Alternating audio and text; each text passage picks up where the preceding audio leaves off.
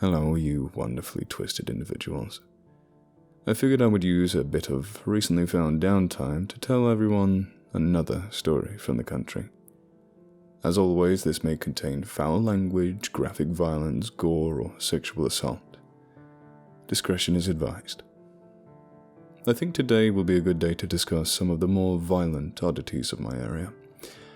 I have purposely left these things out until now because I did not want to taint your opinion of the community before you could learn of some of the less extreme examples of weird in my town.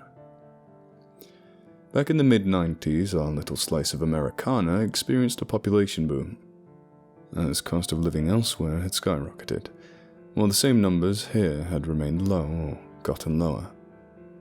Because of this population boom, there were new subdivisions, neighborhoods, and even trailer parks under construction and popping up all over the county. The trailer parks aren't the typical rusted-out white trash collection, but instead they appear to be modeled after the higher-costing homes of the newer neighborhoods. The trailers are all nice, mostly double sides, with nice big decks off the ends. Every trailer is underpinned and sitting on a cement foundation, well taken care of. With the boom in construction came two things: jobs and the multiple discoveries of buried artifacts. Now, Native American Indians weren't prevalent in the state's history, but they were here. However, the odd thing was, the tribes were not in this exact area.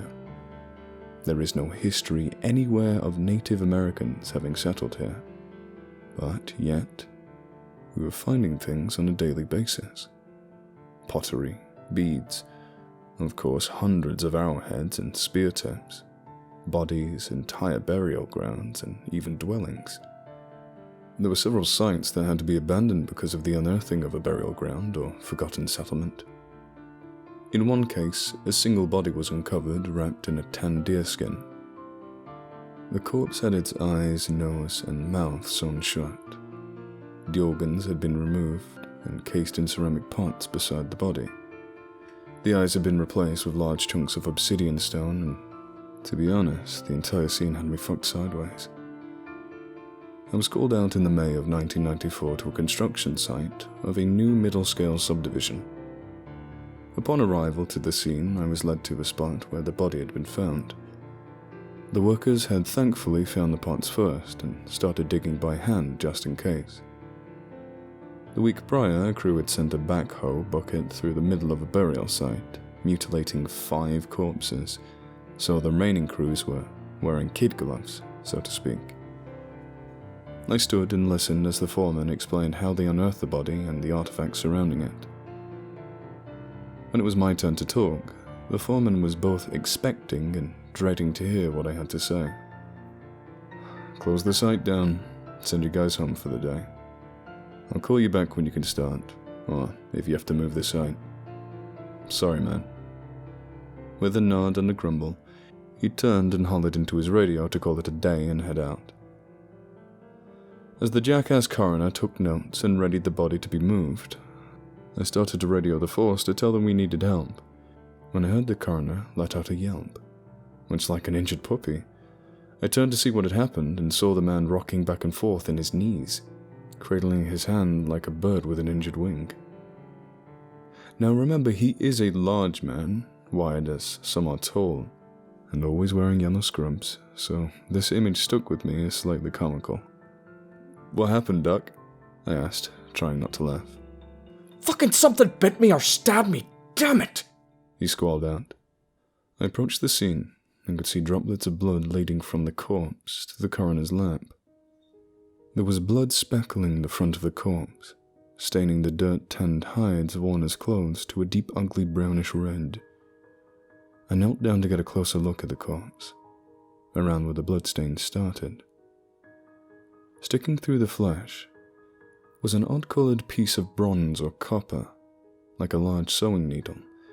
It was still in the flesh of the face, obviously what was used to sew the mouth, eyes, and nose closed. I pointed to the needle and asked the doc if he had ever heard of Native Americans using brass or bronze needles rather than sharpened small bones. He had not, and was astonished at the sight of the needle. It was nearly the same colour as the preserved and decaying flesh, so it was easily missed if you weren't looking explicitly for something that could hurt you. The coroner bandaged his finger and finished getting the corpse and parts gathered and loaded into the van before finally leaving the scene. The body would be placed in cold storage until we had any legal permission to do tests. Being a possible Native American corpse, and the fact that the tribes were not known to be in the area, raised several legal issues for any invasive procedures. It could violate the religion or even ancient treaties set to prevent such happenings. As I stood there waiting on a crew of officers to show up, I got that undeniable feeling of something watching me. Something evil and ancient and very, very pissed off. My skin was crawling with a feeling of electricity, and the back of my head burned as though it were on fire. Off into the distance to my right, I heard a single branch snap, and then what sounded like something approaching me. I unholstered my sidearm and steadied my aim as I gazed into the forest surrounding the site. I could see the shrubs and trees moving in the distance, as though something big was running through the undergrowth, but I could not see anything actually moving them. It was like a big invisible animal had started walking. No, charging through the forest. It was unnerving to say the least, and terrifying if I'm being completely honest.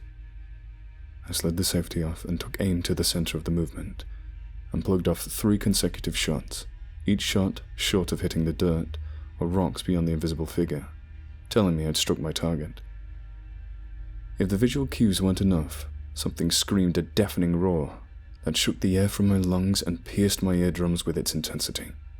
I instinctively took a few steps back and searched for close cover as the sounds of an approaching enemy intensified and grew louder. I was able to step behind the bulldozer and gather my bearings.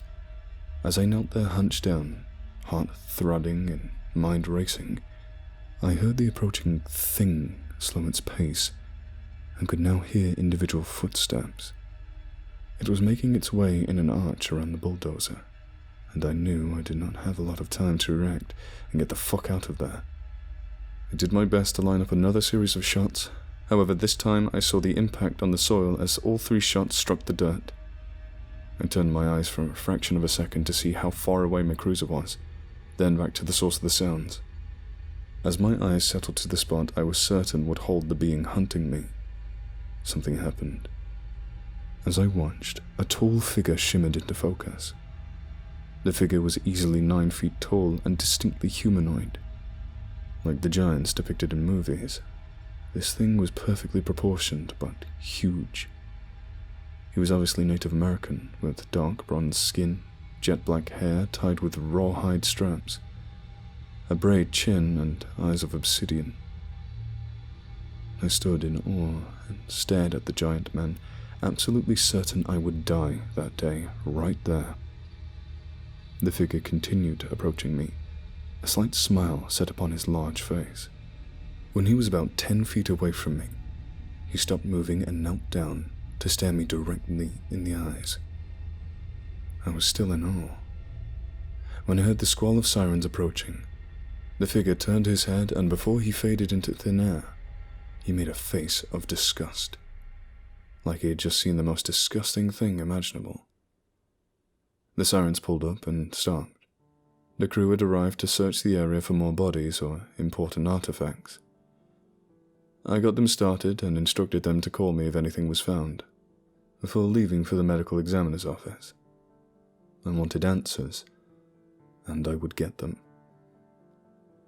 When I arrived into the ME's office, the coroner was sitting behind his desk looking forlorn and resigned. I tried to ask him what had happened, but he ignored my questions and slid a file my way. It was a cease and desist order, issued from the FBI to our agency. We were to stop the search, turn over everything we found, close the site. Actually, we're told to condemn the site and reclaim it.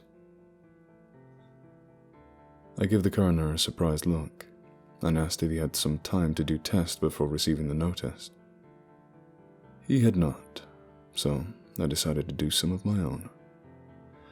I walked to the body and wheeled the gurney to the MRI tube, where I slid the corpse into the machine.